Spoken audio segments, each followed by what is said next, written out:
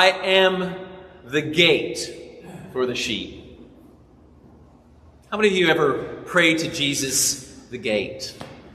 Jesus, the doorway. We have a lovely stained glass window of Jesus, the Good Shepherd, down the way, but I've never seen a stained glass window of Jesus, the gate. It seems kind of odd. This Sunday every year is Good Shepherd Sunday because Jesus talks about himself from the Gospel of John as the shepherd, but today he does something a little strange. They're evidently getting it, so he says, I am the gate. What could that mean? Is it just some weird throwaway that we're not meant to get either? Probably not. There must be something there for us, right? Here's how you know. Jesus says, I am something. All throughout the Gospel of John, Jesus does that. I am the living water. I am the bread of life. I am the resurrection and the life. I am the light of the world.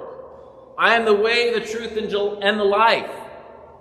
Do those all sound familiar? Maybe less so, I am the gate, but it fits the pattern.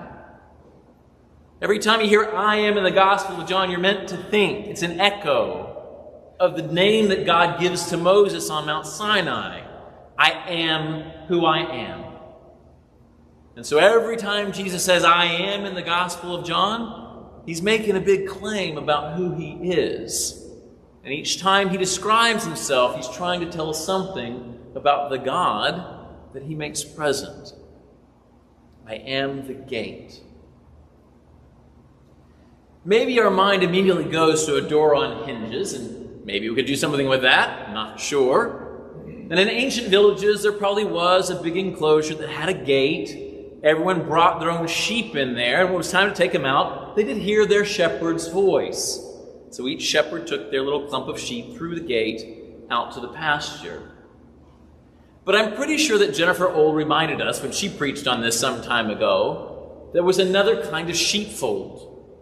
When the shepherds were out in the country and not coming home, they built an enclosure out of brush and left an opening. And then the shepherd lay down in the opening to keep the bandits out and the sheep in. I am the gate for the sheep, Jesus said. Could he mean that? That he's the person that lies between safety and danger? That he's the one that keeps the shepherd, the sheep, enclosed and safe, even with his own body? Is it too weird to imagine a person as a gate? Maybe, or maybe not. Has anyone had a really good teacher in their lives? Did that person not function as a gate through which children pass into a place of safety and nourishing and learning, and then pass back out to go and live differently than they were than they came in? Could we imagine for a second that the musicians of the Artemis Chamber Orchestra today serve as a kind of gate? People that invite others into the space of beauty and then send them out differently. Who's not changed by hearing art like that? Maybe if we thought about it, we might think of other kinds of people who do serve as gates for us. People that create spaces of protection and nourishment, even transformation, that send us out differently than we were before. Maybe some of us have sometimes served as gates like that. The thing about Jesus the gate, though, and maybe other human gates too, is it's not just about an individual being brought in to be protected and transformed. If you enter by Jesus the gate, you enter into a sheepfold, a community that's meant to look a certain way, that shares a certain kind of life. Our other readings today give us a little hint as what it means to live as someone who passes in and out of Jesus the gate. Jesus the gate creates a community where people share things in common, or where people have their needs met by the sheepfold, where no one is left behind.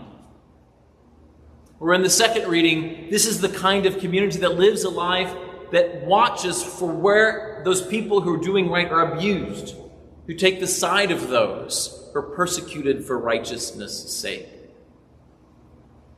What other ways can we imagine that passing through the gate changes us? What is the kind of life we're invited into if we pass in and out Jesus the gate?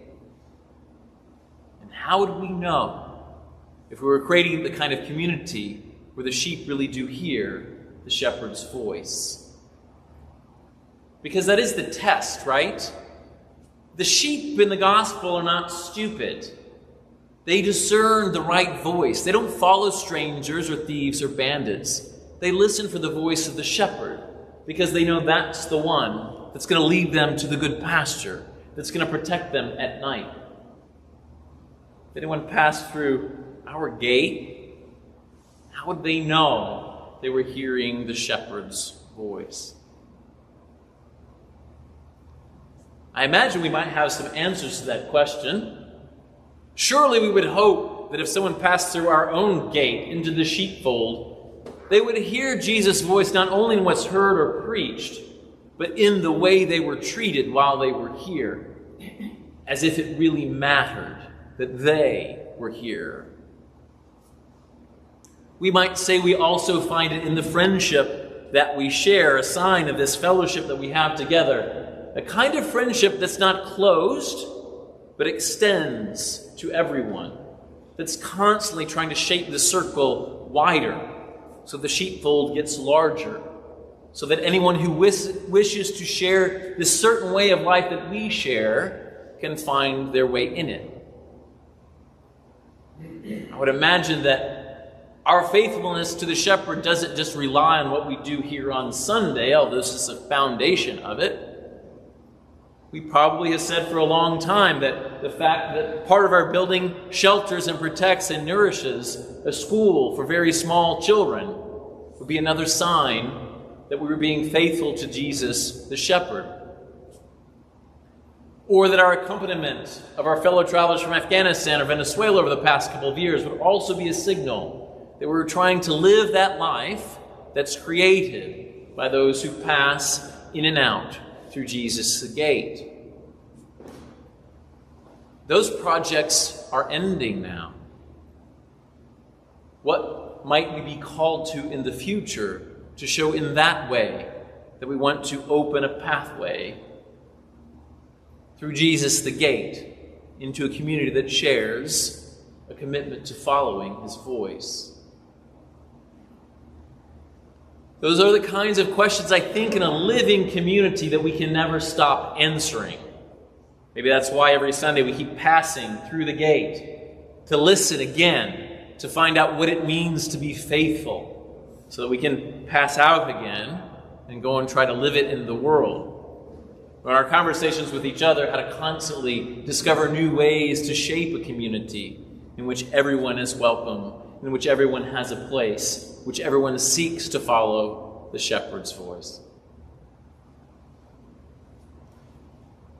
We are the gate for the sheep. How might we listen more faithfully to that voice? How might we shape a sheepfold ever broader so that all the sheep who feel so called can find us faithfully listening to the shepherd's voice here in this place?